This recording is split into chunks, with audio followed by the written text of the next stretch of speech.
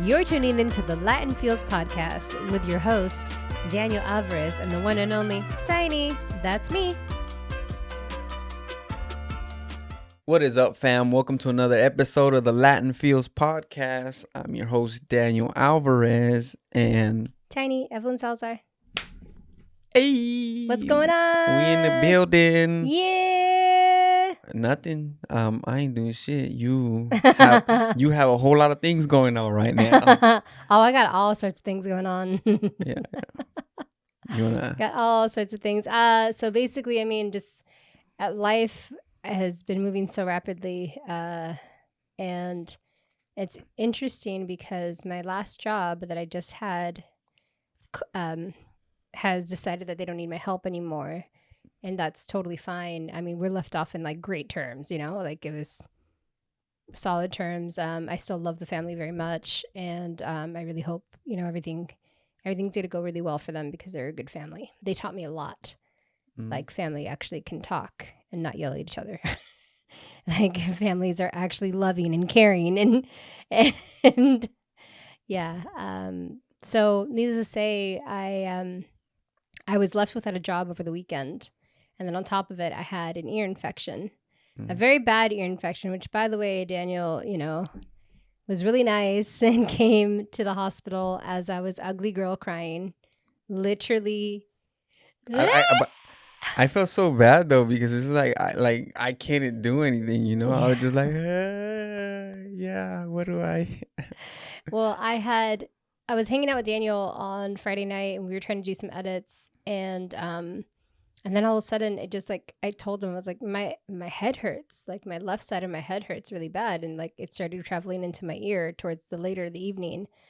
And I had to call it quits. I was like, all right, I got to go to bed because I feel like this is probably something that I need to, you know, sleep and it'll get better.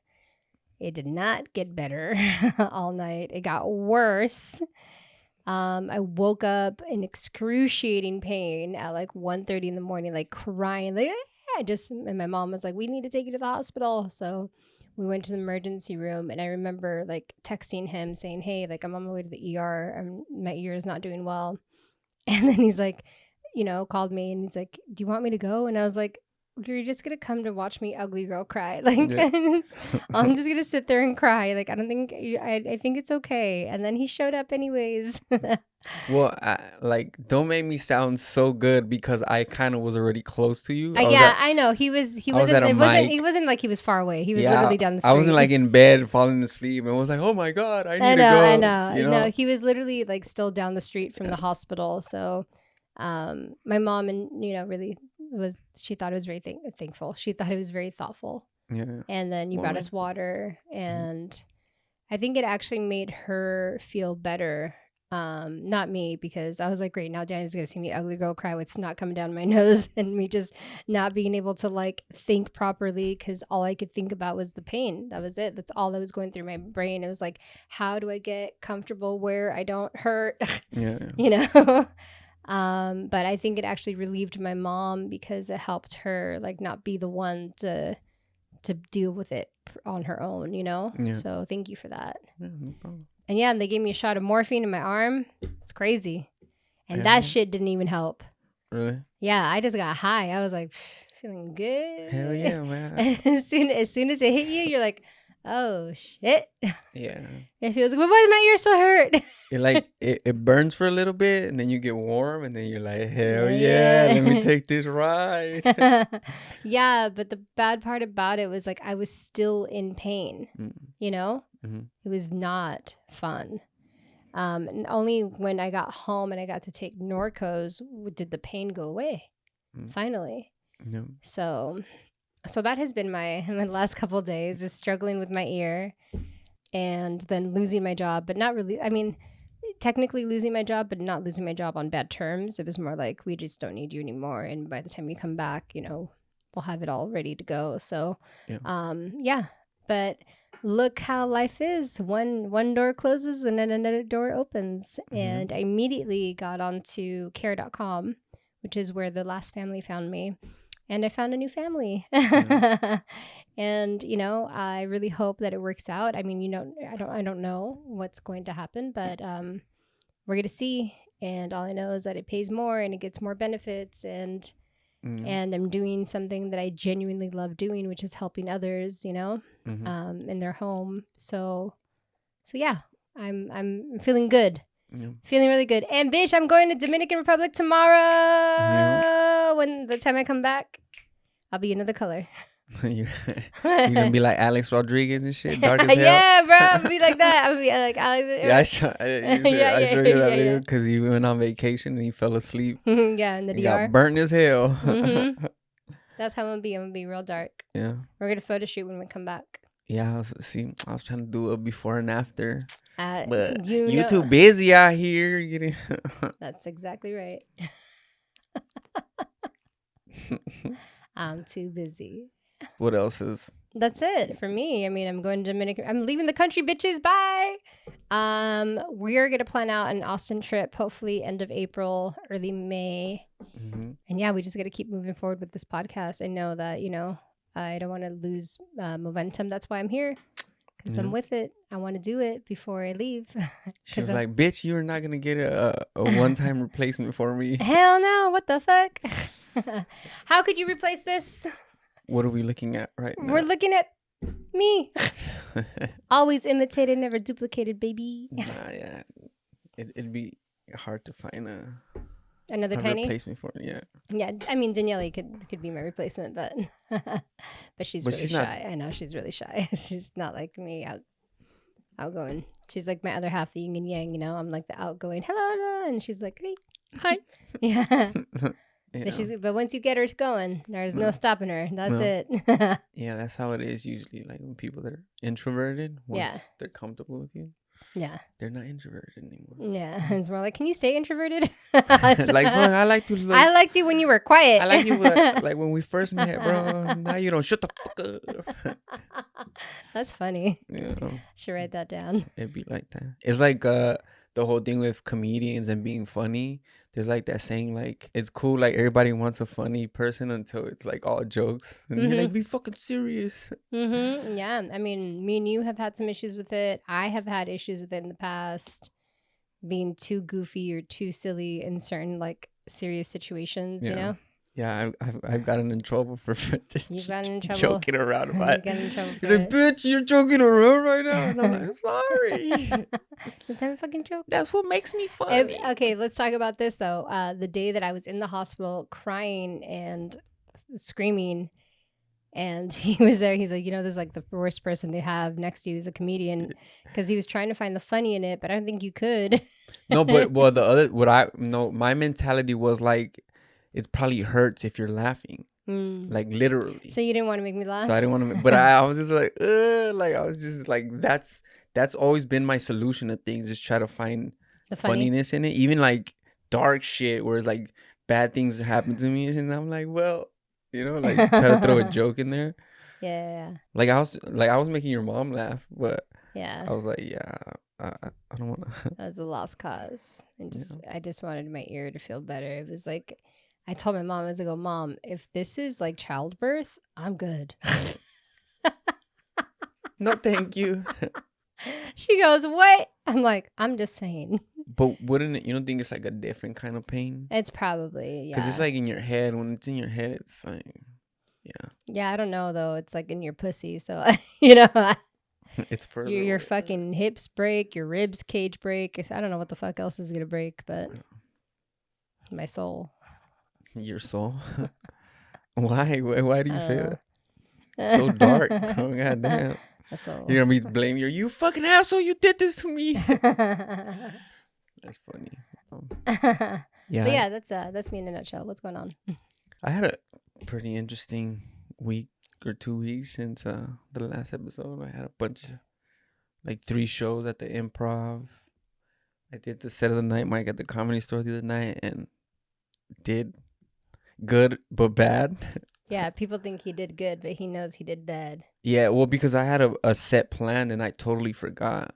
Like my set, I did one joke and then blanked out for the other 2, and I just had to do some of my old stuff, and that's not gonna get me a win there because they've seen those jokes already. Well, most of the people there, so I was just like, fuck. I was so mad. It was like frustrating too because I was like, once it was over and we were downstairs just hanging out, and like people kept coming up to me like, good job, good set. And I was like, fuck you, you know?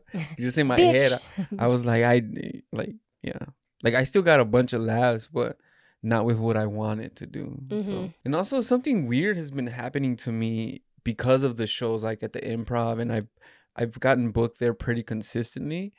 So it's like the online perception, people are like, you're killing it, bro, like you're out here getting all these shows, and to me I'm like, it doesn't feel like I'm killing it, you know. It just feels like I'm like, where can I add more, you know? And that's like a weird experience to have people like being like, bro, I see you all these shows, da, da, da. And I'm like, it's just a few, like not. Yeah, it's been fun. We just had a show on for our mic.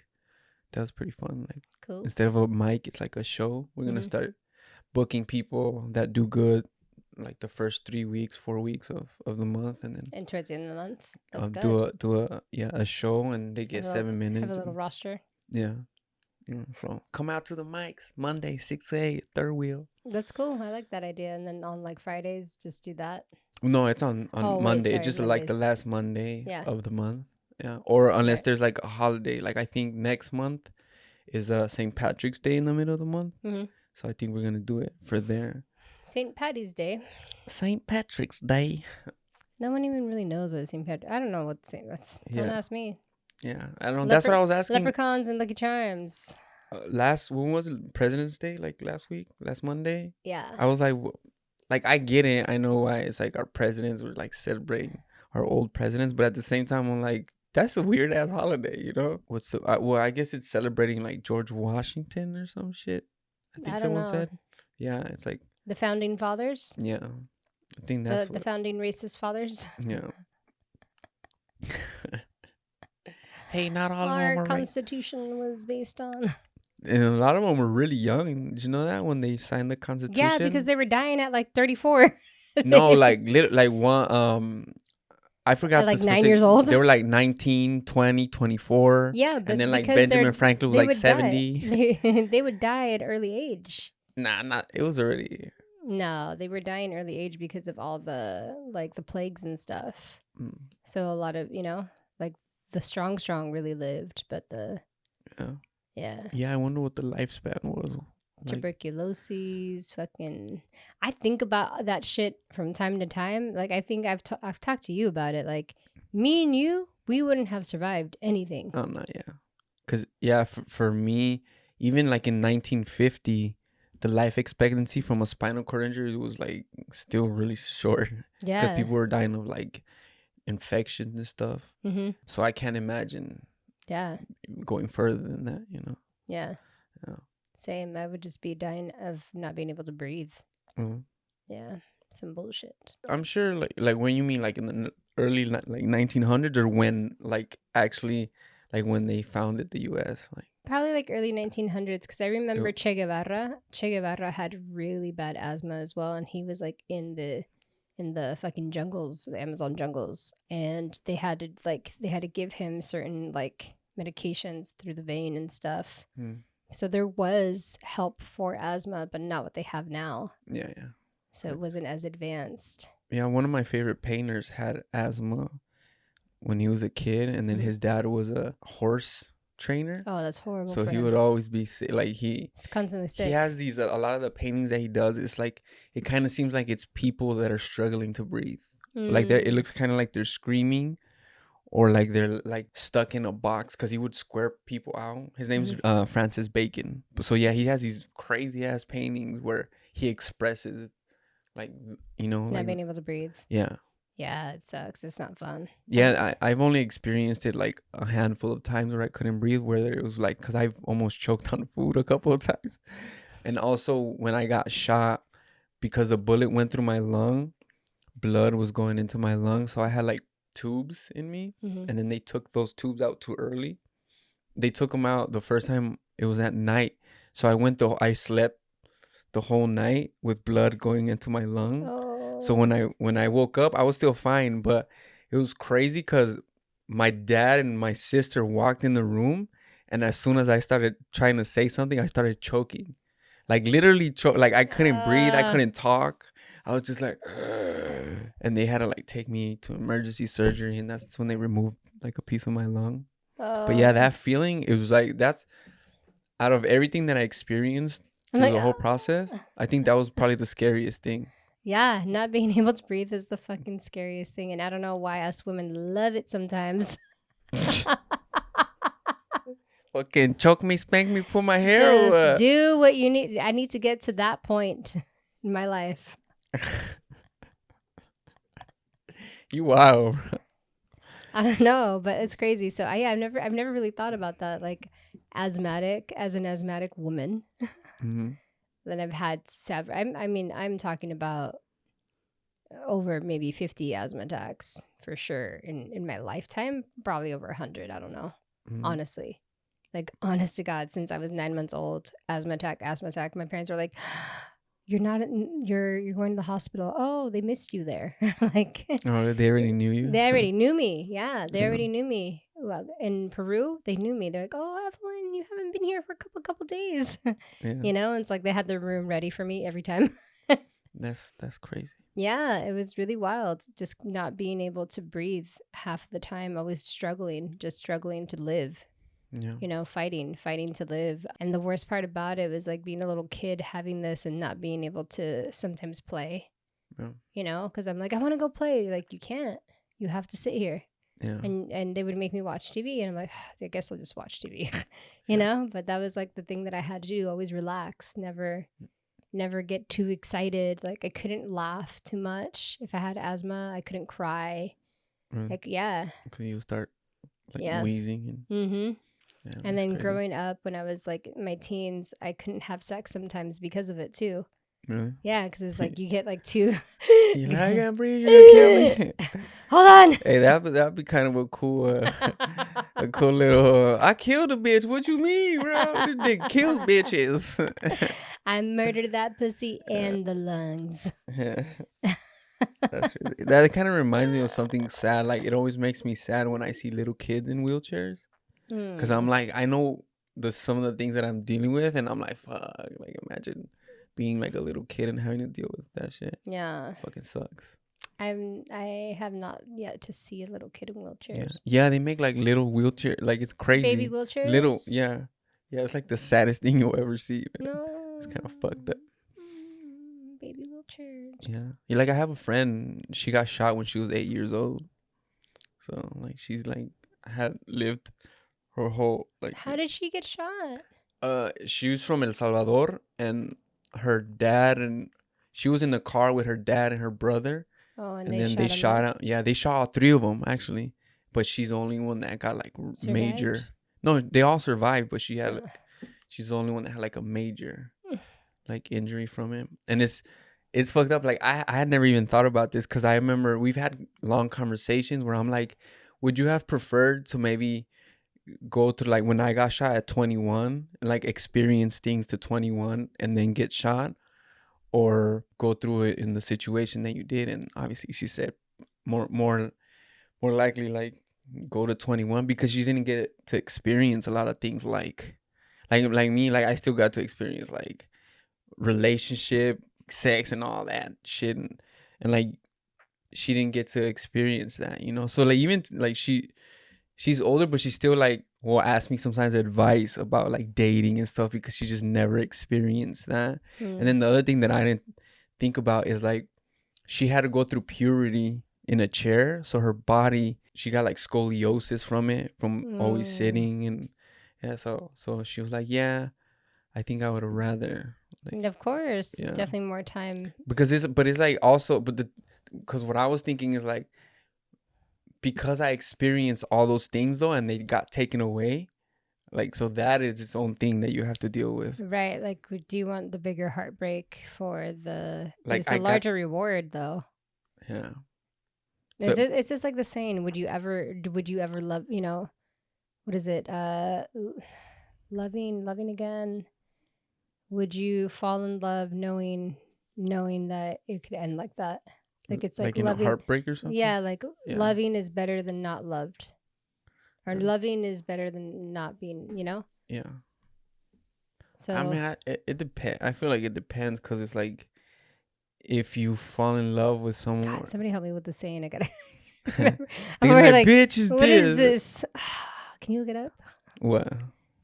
To loved or to have never loved. There you go. It's better to have love. It's better to have love and lost than to not love at all. I think is the. It's better. There you go. Whatever he said. Yes. Yeah. It's better to have love and lost than to have never loved at all. Do you believe that? Yeah, but I feel like also like if you find somebody that's like you really like, kind of like, you know how they say like there's like 3 people that you're gonna love in your life, like really love. I was like, I don't know. I think mine, considering all my personalities, they get 3. Well, Because I have loved a lot.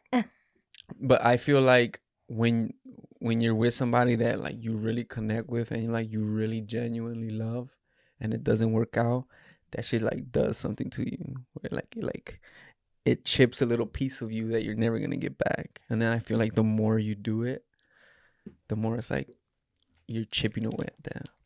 Maybe, I guess. I don't know. I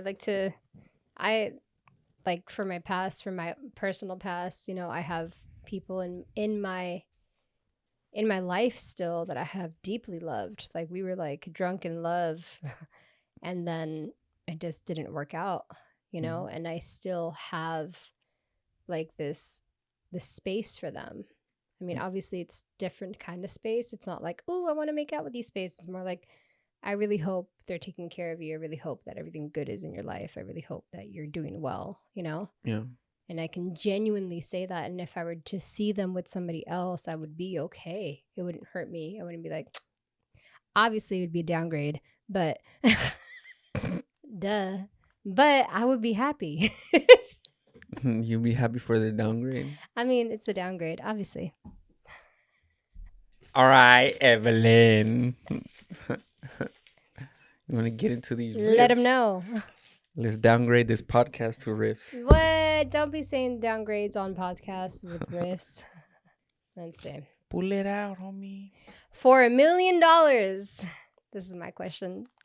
For $1 million, would you let The Rock, Dwayne, fuck your wife in front of you? I decided that. That's wild, bro. What the fuck? For $1 million. Nah, I still feel like I could make $1 million, so I wouldn't. Fuck no. Okay. Well, I couldn't. Hell nah. You got me fucked up. The question is for me, for $1 million, would I let J-Lo fuck my husband in front of me? Not Rosalia? I picked somebody that was like close to like the same level The Rock, as The Rock. Jennifer Lopez, you know? They're like big. Yeah. They're both big artists. Would I, for $1 million? I would consider it. I'd be like, you know what? Well, it's, like not you better just do missionary the whole fucking time. Not to like, I know some people are like, that's sexist, but I feel like it's a little bit different when like a dude fucking your wife and then your husband fucking a chick. What do you mean? Why is that different? Because it's just more like, I don't know, like, it's like that saying of like the lock and the key. You heard that saying? No. Where it's like, I forgot the saying, but it's something like that. like it's look at us over here in Landfields forgetting every saying. Yeah.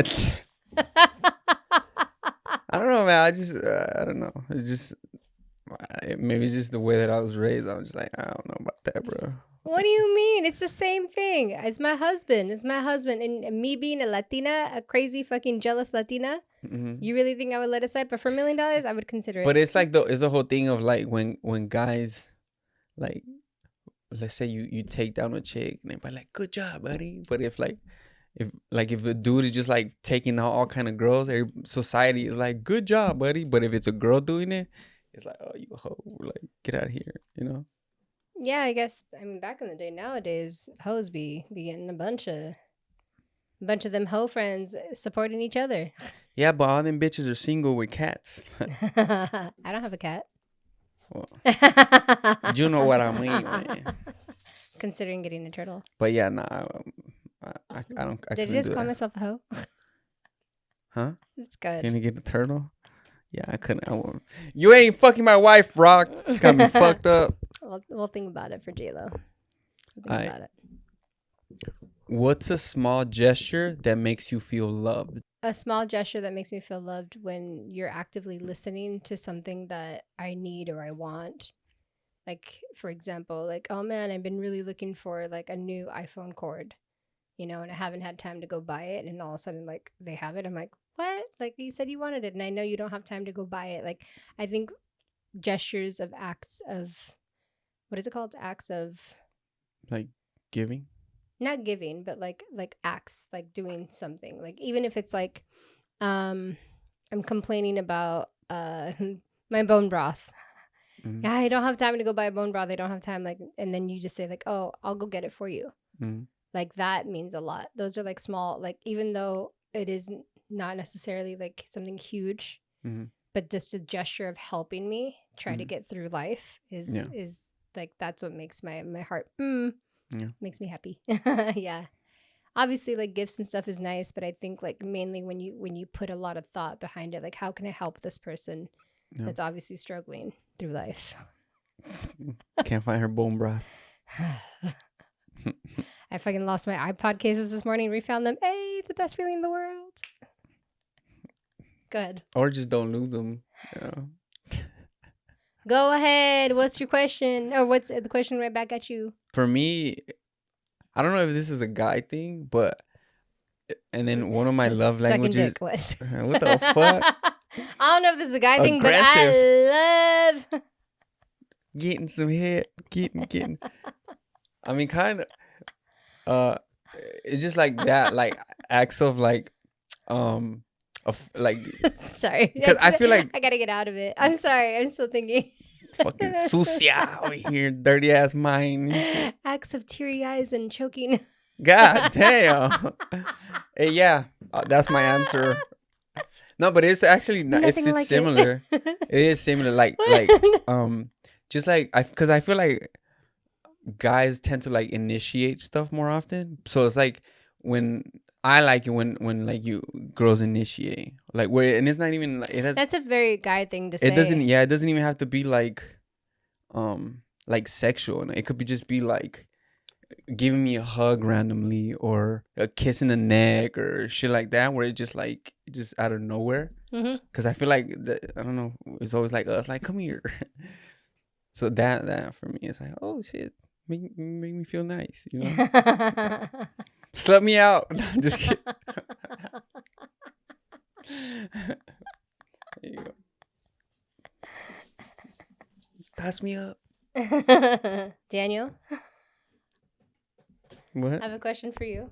Okay. Why are you getting up? Because I'm getting up. Okay. Can you see me from here? I think so. This is my one knee on the... Do you want to get married?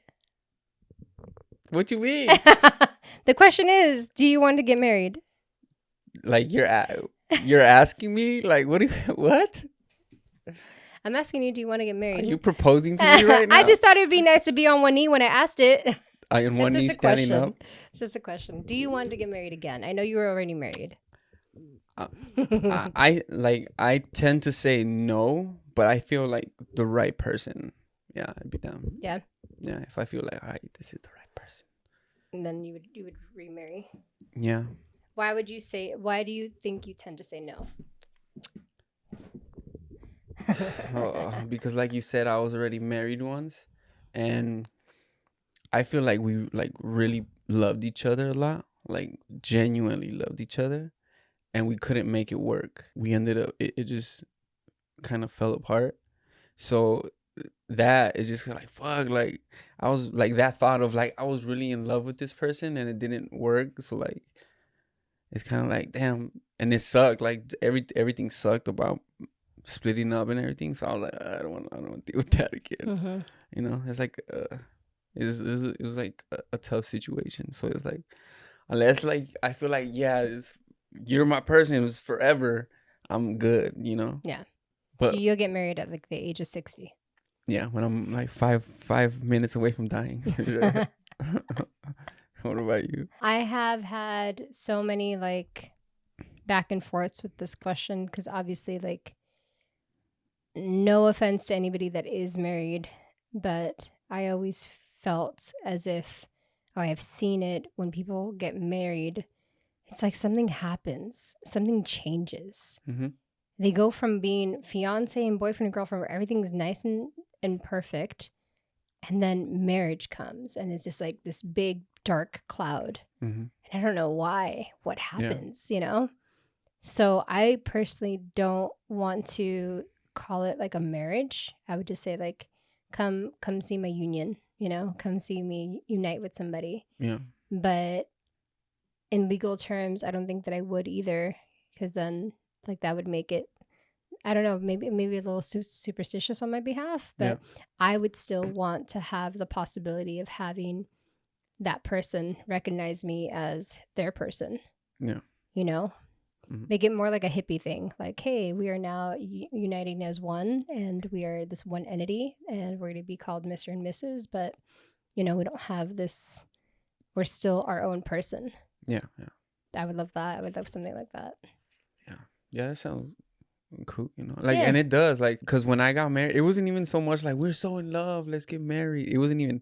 It was kind of just like we've been together for a long time. She wasn't born in the U.S., so it's like you could fix your, and like we got married and it was like 4 years, like, because we were together like almost 8 years total.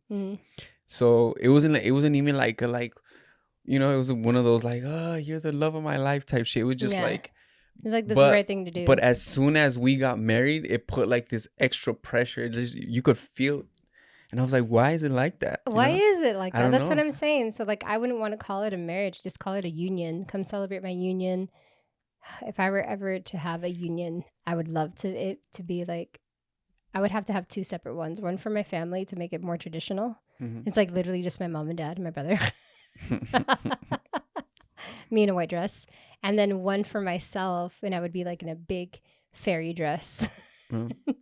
And everybody would be taking drugs and having fun and drinking alcohol and all sorts of. Dang, you trying to have the littest fucking wedding ever? What the fuck? Bitch, yeah, you get to your table. There was cocaine and there was mushrooms. There was all sorts of happy pills. Happy pills. Like Viagra. Damn, you trying to have a fucking orgy wedding? What the fuck? 3 people got pregnant at my wedding, bro. Let me dream. And one of them wasn't me. One of your friends end up pregnant. Yeah, bitch. Bitch, because you're look what you did to me. Anyways, I told you don't go into the tent. What's in the tent? What's something you've never told anyone before? Something I've never told anybody before. I mean, I've told some people, but I don't know if not these people. I didn't graduate, but I did. Did I talk about this already? I don't think so. I never got my diploma for high school, but I did later on in summer school. So 2005, I had been getting ready to get my diploma and stuff, and it was actually my counselor's fault that he missed one of it was like pre-algebra or algebra, I don't know, it was like the 9th grade math that I failed. Mm-hmm. And 2 days before the graduation, he's like, I can't let you walk. I go, wait a minute, I've been coming to my meets with you every single time. I haven't missed any appointment. Mm-hmm. You didn't give me enough time to prepare, to make up this, because I could have done summer school during like from the 9th grade to 12th, but I didn't. No. And I told him, I go, you didn't give me, I became a lawyer. This is what I should have done. I was like, according to my calculations, this was done in the 9th grade, and you have been seeing me for the last couple years, and you never once saw this. This isn't my fault. This is your fault. Yeah. And you've been calculating my points and been calculating all my credits, and this is your fault. So I will not be the one to not walk that stage. I told him. Yeah. I said, my parents are coming. My family is coming. I need to make them proud. Mm-hmm. They've never seen anybody walk the stage because my brother didn't either. Mm-hmm. So I was like, I'm not taking this away from them. Yeah. And he's like, okay. Talked about it with the principal. Came back the next day. He's like, you're going to walk on stage, but you have to promise you make this class up in the summer. Yeah. I was like, yeah, I got you. It took me forever to make that. I finally finished it in like winter school. Really? Yeah. As long as you finished it. Yeah, but I got my GED. You got there. I got it. Yeah. Yeah. So that was something I wasn't very proud of, but at the same time, if I wasn't like smart and agile, I'd be like, no, it's not fair. What about you? Mine is dark as fuck. Oh. So when I was 12, I moved my family. My dad moved us to the state of Washington, and I was born and raised here, so I was used to LA and the culture and Latinos and everything, right? And in Washington, there's none of that. Yeah. Like, it's like, so it was like major culture shock for me. And then I was also going through puberty at that time. So, like, I got so close to just fucking killing myself at that time, and I never really told anybody. What? Yeah, like, it was all bad. Like, thinking about it makes me a little sad, you know, that I was like dealing with that by myself. But How old were you? Like 12. Oh, wow. Yeah. You're like, this is it. Yeah, like, it was like, I could even tell you, like, I was literally gonna so the house that we were living in had an attic, and they had turned it into a room, and that was my room. And I was literally gonna just fucking hang myself out the window. And I don't know, I just did it. And obviously I don't regret it or anything. Yeah. But yeah, like, I don't think I've ever told anybody that. Really? And I mean, how did you get yourself out of that at 12 years old? I don't know. Maybe it's just because I just, like, my family, I think, was a major thing where I was just like, damn, like, I don't want to, yeah, you know, like, imagine that's crazy. Then fucking finding me hanging out to fucking, I was just like, yeah, I don't want to do that to my family. But yeah, it was a crazy time for me. Like, yeah, it's a lot. Yeah. I mean, going through puberty, changing, and like I was like one of the only like Latin kids in my school. It was just like so different, you know. And I was just like, fuck this, let me check out. But yeah, damn, that shit got dark. Shit got real dark. Sorry, Daniel. I'm happy you're here. We're all happy he's here. What's something you're currently working on improving about yourself? Oh, everything. Something that I'm currently working on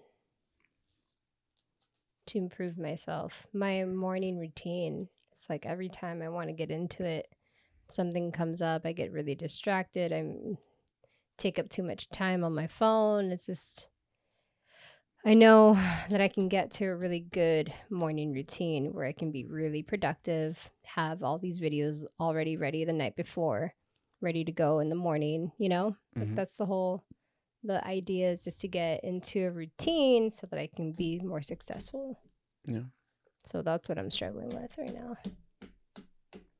Yeah, I think we're on the same boat. Like, for me, it's being more like aggressive about expanding my career, I guess. Like, being better at trying to book more like shows and stuff. That's like the main thing. Like, I need to figure out a way to make myself more, put myself out there more, you know? Like, yeah, really, like, get on it with the comedy stuff and have like not a game plan, but like map things out better, instead of just kind of like, right now I'm just kind of like, if I get a show, cool. If I don't, like, being more aggressive about getting on more shows and, you know, trying to get in front of more people to see me. That's kind of like the main thing. I mean, and I'm doing a bunch of other little things that I've been wanting to do, and I'm like moving on, so I can't really say because I'm already doing those things. But the main thing is that just expanding my, like, the opportunities I'm getting in stand-up. Yeah. Well, I've already told you know my take on it. Yeah. Just grab them by the balls and go. I don't want to. Not by the balls. You gotta do it. You gotta do it. Yeah. Book me, dog. What the fuck? There you go. You see? I wouldn't say it like that. I wouldn't go in the I would aggressive. love to be on your show. No, I wouldn't say it like that either. I would just say, hey, I don't know if you've seen my stuff, but I'm actually pretty funny, and you can check me out on Instagram. But yeah, if you have any space if you need another comic, I'm available. Yeah. That's it. What she said. I'm out here gonna be booking his shows. Watch. Yeah, she's gonna be my manager at some point. I'm just gonna represent. I'm a representative. There you go. Yeah. A representative. I represent Daniel Alvarez. Is that why you're in a chair too? Yeah. We both show up in chairs. There'll be your fucking stolen valor over here and shit. I'm wearing a purple heart. Sorry. We coming. I also have a seeing eye dog for some reason, even though I can see. Damn, you're just trying to get canceled by all the communities today, bro. Why? Huh? No, we can cut this out. Throw some sign language while you're at it, bro. What? Don't come at me with sign language. Stop watching sign language TikTok, okay? Out here. I bald bitch. I learned. I didn't learn it though. I have it in my saved. I watched this guy that does sign language, and he said today, "Bend that ass over. Let that coochie like, breathe." I know you didn't talk to me like that. Like something like that. Attitude, man. Yeah. Crazy. Bitch. I definitely know bitch. That's crazy. Well, I think we've completed. That's it, you guys. Completed another episode of the podcast. Like, subscribe, follow us, tell us things, good things, bad things, all the things. And then continue answering the questions that we ask on the comments. Yo, let us know what you. They're not gonna want to answer the deepest, darkest. Why do you get so dark? Not? I need it. They don't have to get dark. It's just like that. I was being honest. Like there was a question, and I've never. Yes, that was very honest of you. Yeah, I mean, I keep you 100 with y'all. Yes. You know? By the way, we should also advertise like a suicide line. You know, because now there's help for all that stuff. Yeah. There is a community. There is always somebody you can talk to. There is always a way out. I could put it on the screen. Yeah.